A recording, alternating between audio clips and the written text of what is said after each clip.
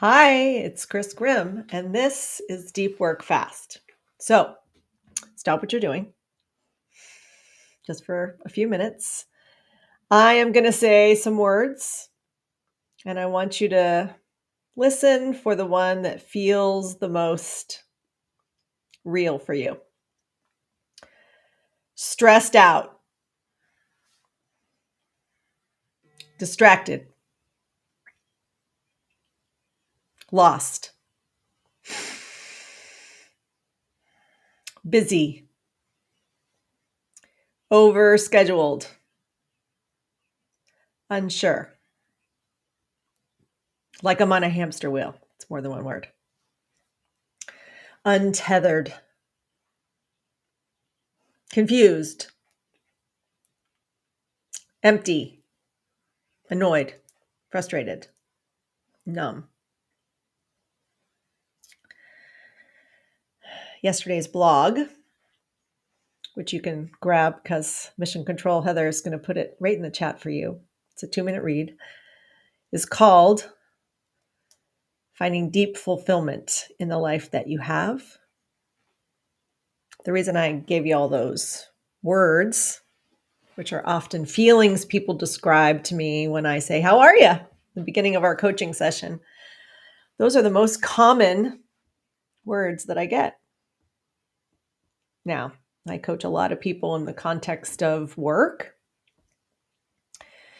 but most of the time people are describing their feeling holistically. And that usually leads to a conversation about needing something to change. So I spend a lot of deep work fast, you might know, helping people plan for change, make change, make change that sticks, push past all the blocks to making sustainable change. But today I'm not going to do that because oftentimes our dissatisfaction or all those feelings that don't feel great, our response to them is to look outside ourselves and think something's wrong with our job, our relationship, our boss, our team, our family. I don't have enough money, right? We often look outside of ourselves looking for the reason that we feel like that you feel like that I feel like that. So that's kind of how we cope with feelings of uneasiness, unfulfillment. And that means if we don't deal with it, we often create this vicious cycle because our life and our work aren't always easy to change. There's other people involved, there's things that we're not in control of. And that often leads to self doubt. And so I thought, you know what? I think that instead of what I'm usually doing, supporting the change, which I still will do for you. But today I wanted to sit in this and say, how about if we look for fulfillment in the life we have right now, for as long as we have it? Because you could be on the path to making change. You could have big goals. You could have big plans for the next few months, the next few weeks, maybe the next few years. But no matter what, the now moment is where we are at any time, right? Be here now. That's actually life. And so I want to challenge you to find fulfillment in the life you have now, no matter what is going to happen in the future. And so I thought that it would be great. It is November of 2024 when I'm recording this. You may be watching this in the future if you're not here with me live right now. It's the week before in the US we have Thanksgiving. And of course, the major holiday season for us and for many parts of the world. And so I thought, you know what, it's also timely to talk about fulfillment because the holiday time can either be super stressful and extra over scheduled, but it also provides you moments to reflect, to pause, and to maybe sink into some things that will help create that fulfillment that I'm talking about. So I want to give you a list of things that you could do. Don't worry, it's not, you don't have to go buy anything. You don't actually most likely have to schedule anything different, maybe a few of them. But I want to talk to you about what you can do in the experiences that you're already most likely going to be having. So, the number one thing is for you to appreciate the people that you have at work and at home. Find time in the next few weeks, the next few months, maybe just today, to appreciate someone. Or if you can, maybe appreciate everybody, even if you're pissed at them. Take a few minutes. Sometimes I have clients do this together. So some of you know me and maybe have done this exercise where I say, you know what, just list all the people. And instead of just thinking about the most recent situations, whether they were good or bad, identify why you appreciate them and just sit in that. Is that person someone you can rely on, even though recently they might have annoyed you? Do you have someone in your life that is super loyal, even though at other times you want to kick them in the butt or give them feedback about something that they've done that you don't love? Right? So I want you to do that, right? The number one thing is appreciating the people that are around you and making sure you don't forget it, right? So maybe making that list and keeping it so that you can remind yourself of the good that they bring, even in the terrible situations, right? There's always those people, there's at least a few. The second thing that I would love you to consider to do is decide that you are going to find joy every day. Whatever you're doing, you are going to find joy no matter what. You're in a busy airport, you're going to find a way to have at least a minute, maybe 5 minutes of joy, whatever that means. There's a way of thinking, and sometimes I see people doing this around the holidays. I'm sure you've heard of it, right? On the internet, it was for a while. It's called random acts of kindness. I know a few people who do that. They pick a time of the year and they go do random things to be kind to people anonymously without needing credit for it.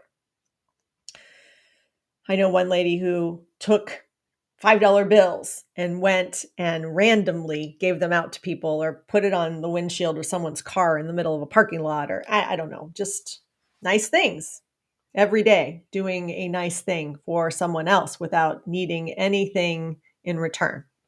That's what random acts of kindness can be.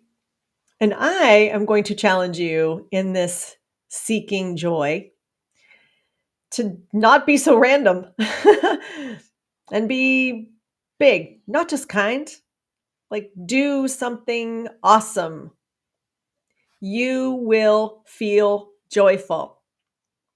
It is really difficult to stay grumpy, annoyed, distracted, out of the now moment when you're helping someone else. So try to find every day a way to serve someone else just because you want to help them. Nothing in return, no expectation, not even a thank you. Try that. The joy it will give you will be surprising. It'll also kind of fill your battery back up. I promise. So you're saying, oh, I'm going to have to do another thing. Just try it. Like I said, set yourself a little goal every day. I'm going to spend 5 minutes finding joy in something. And if you look at your day and you look at your life and there's nothing there where you could find joy, like I said, just start doing nice things for other people. It will add up and you'll start to feel different. The third thing, authentically and unapologetically engage with something that you love. Now, What I find coaching adults is that sometimes we have forgotten the things that we love. We can talk about what we used to do when we were a kid. Like what's really, really common, and you all know who you are, that you played sports when you were young and you loved it. And then you got older and realized that you couldn't be the professional baseball player or the professional football player or whatever that you dreamed about when you were a kid. And then you got to college. And then after that, you had to get a job. And then you get older and your body doesn't work the same. And so you can't play those sports the same way you did then. And so sometimes that works against us, right? I've heard many of you talk about it, where it makes us feel even more unfulfilled because we start to realize that we're getting older. We can't do the things that we used to do. My challenge for you is to find a way to reconnect with all of those things. So even though you might not be able to play competitively the way you did when you were 18, you can watch sports. You can start to schedule things into your life. Go see live sports. Watch it on TV with someone you care about. If it's not sports for you, go to a museum. Make something. If you used to do woodwork when you were young and you really loved that, come on, let's do it. Bring it back. But find something other than work, because when we do that, when we authentically and unapologetically start to do things for the fun of it, because it makes you happy, it's not networking, it's not business, it's because it fills you up. It will change how you feel about everything. It'll also help balance that connection that sometimes we go way too overboard in connecting our identity to our work, which is why when our work starts to feel super stressful or the relationships are not what we want, it feels extra heavy because we've invested so much of ourselves in it that now we feel stuck because it's all we have, right? That's what we do all day, every day. And then at the end of the day, we're exhausted and we're not doing things that we love. So find something that you love, find a topic that you love. Is it robotics? Is it classical music? Come on, you know what it is. Find the things and start to actually do it. Put it in your life. Bring it back. Okay, the next thing is prioritize your well-being. I cannot say this enough. Being stressed, feeling empty, all of the feelings, even the hamster wheel grind that many people explain to me when they start to feel like that their career isn't as fulfilling as it used to be. That is exacerbated when you are putting crap in your body, when you're not eating well, when you're not moving. You don't even have to exercise like incessantly, like maybe I used to and you used to. You got to move. You got to get up out of the chair. You got to get away from the computer. You got to do that more, right? So prioritize your well being. Really start to, if you are in your 30s, 40s, 50s, 60s, or beyond in particular, you cannot eat junk the way you did before. You can't eat fast food. You can't. Your body can't handle it. Not to mention that your brain and your gut are linked. In fact, science tells us that our gut is actually a second brain. It means that if we're eating things that are toxic, and too much sugar, and sometimes even too much meat, too much alcohol, too much caffeine, too much of anything, actually. It's creating in your body stress. So you're stressed on the inside and you're stressed on the outside. How often do I have this? I got to tell you, almost every day I have these conversations with people where I'm like, not only are you completely stressed out, you look terrible and you're not sleeping well. And you know it. So prioritize your well being. And the next thing is start a gratitude practice. Now, number one thing today was appreciate your peeps. This one is about starting a gratitude practice, which is more than just saying thank you one time. It is you being grateful for what you have in your life and not just transactionally and not just when you're drunk and you get happy. You can't fool me. I've lived for a long time and I know all you people. So come on, start a gratitude practice. What it really means is for you to, on a regular basis, have time where you reflect on everything that is good. I am not saying settling, by the way. So do not mix this up with me telling you to stop being stressed out or stop wanting change. That's not what I'm saying. I am saying that you should have objectivity. And with that objectivity comes you knowing what you've accomplished and being grateful for everybody along the way that helped you get there. Even if the now moment doesn't feel great to you, bad stuff is going to pass. Good things are going to happen. Someday you're going to reflect on this and probably be grateful. So, starting a practice where you start to understand gratefulness, having criteria for gratefulness. I know that sounds like maybe overthinking, but it takes a minute. If you're sitting on a plane or even the shuttle from dropping off your rental car back to the airport, you could just spend a few minutes talking about, like, you know what? I should be really grateful for certain people and all the things they do for me, including Shasti. I'm grateful for her, even though she's going to bark and want to get out in the middle of deep work fast. Let's talk about the last thing. I'd like for you to consider growing your non-work community.